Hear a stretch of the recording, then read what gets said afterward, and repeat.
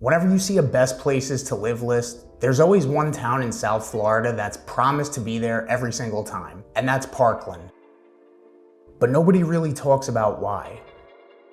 How does a quiet, tree-lined suburban town that feels like it's in the middle of nowhere outrank Boca, Fort Lauderdale, or even Tampa? US News and World Report just ranked Parkland as the best place to live in Florida and top 100 in the country, and we're going to talk about exactly why. So stick around, because by the end of this video, you'll know whether Parkland's the right place for you or just another overhyped city that you can cross off your list.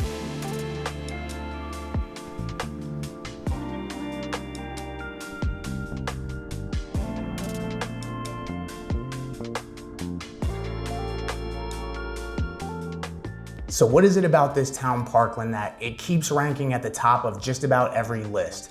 We're gonna get into that, but before we do, where exactly is Parkland? Picture a slightly crooked triangle on the map. You got Boca to the east, Fort Lauderdale directly south, and then Parkland is right here at the other point. It's far enough to be away from all the madness, but still close enough to enjoy everything South Florida has to offer. It's about 20 minutes from Meisner Park in Boca, about 30 to 45 minutes to downtown Fort Lauderdale and the airport, and you're about an hour or so from Miami. You got the Sawgrass Expressway running right along the southern border, which connects you to the Turnpike and I-95, which makes commuting surprisingly easy, especially if you're working remote or hybrid and you don't have to commute 5 days a week. And here's the part that most buyers don't expect. You're actually not that far from some of the best beaches in South Florida. You're only 20 minutes to Deerfield Beach in Boca and about 30 to 45 minutes to Lauderdale by the Sea and Fort Lauderdale Beach. But what does it actually feel like to live here?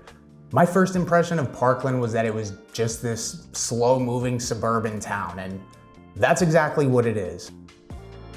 And that's exactly what the residents love about it.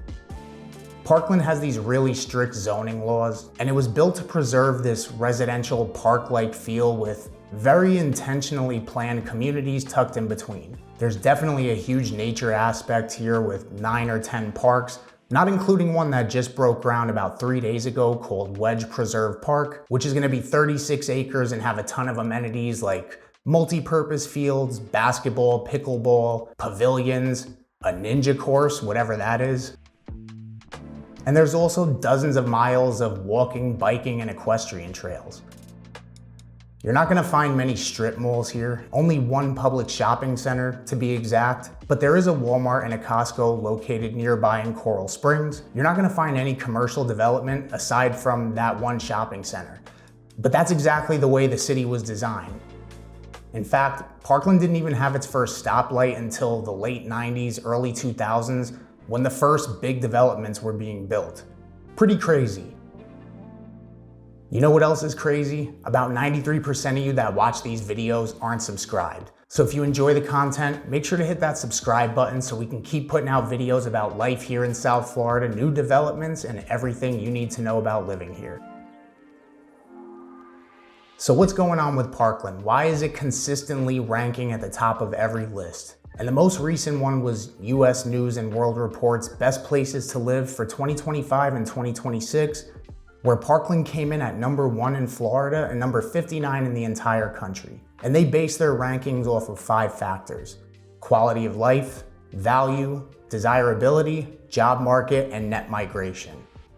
And so they didn't go into a ton of detail on each of those individual factors. You could look at the website, but what it boils down to is Parkland has a really high median household income at $210,000, which is triple the US median, very low unemployment at 2.8%, and a high home value. And the homes here hold their value.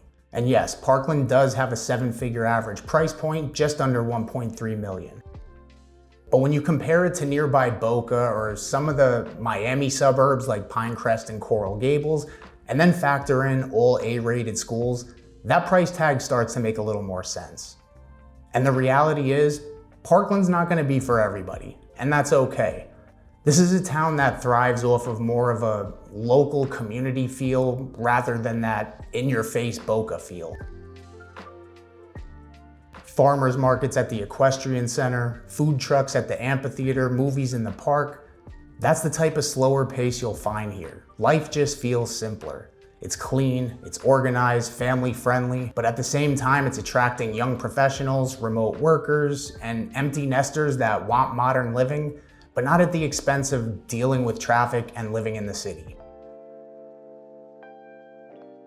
You're not getting old Florida charm here in Parkland, but that's where the trade-off comes in. Instead, you get newer homes, gated master plan communities, and room to breathe. But just because you're not getting that old Florida charm doesn't mean you're not getting variety when it comes to housing. You can go to the unincorporated side of Parkland where you'll find older homes built in the 80s on really large lots with no HOA. Then you have your more mature master plan communities like Heron Bay, which was built in the early 2000s, exclusive country club communities like PGCC, Parkland Golf and Country Club, which has a Greg Norman course and full spa. You have the newer communities like Cascada at Mar-a-Lago, and even some pre-construction like Parkland Royale, which will be a Lennar development consisting of about 200 homes on the northwest corner, or Saltgrass at Heron Bay, which will be a luxury Toll Brothers community consisting of about 52 homes right inside Heron Bay. And this is what a lot of people are looking for here in South Florida that's just not easy to come by, which is brand new master plan communities with amenities.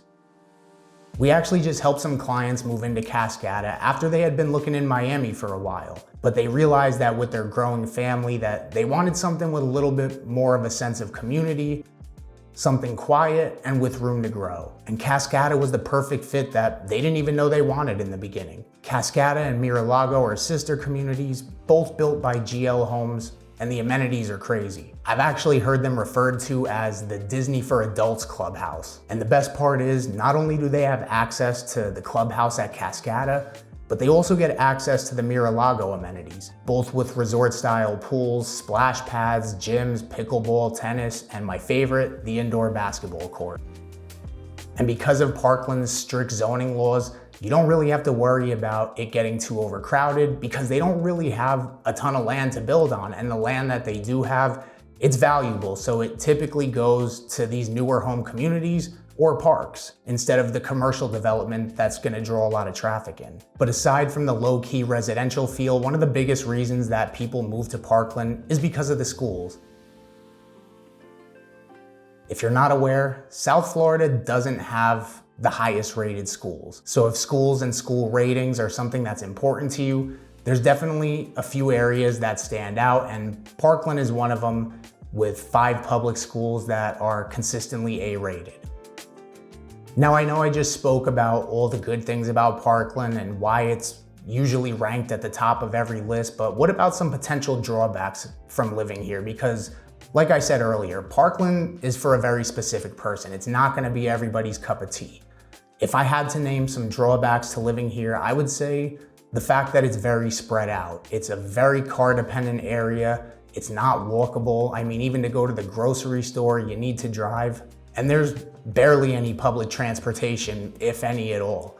And I mean, it can get kind of annoying when you have to leave the town to, for your basic needs, like even something as simple as Walgreens. I can see that kind of getting annoying, but the fact that it is spread out and the exact reason that you may dislike it is the exact reason that somebody else will love it. And just because Parkland was ranked the best place to live in Florida doesn't necessarily mean it's the best place for you. And that's exactly why we make these videos. So if you're planning on buying or selling anywhere in South Florida, my team and I would love to be your real estate resource of choice. So make sure to reach out to us at therealsouthflorida.com/YouTube or scan this QR code to get started, and we'll see you on the next video.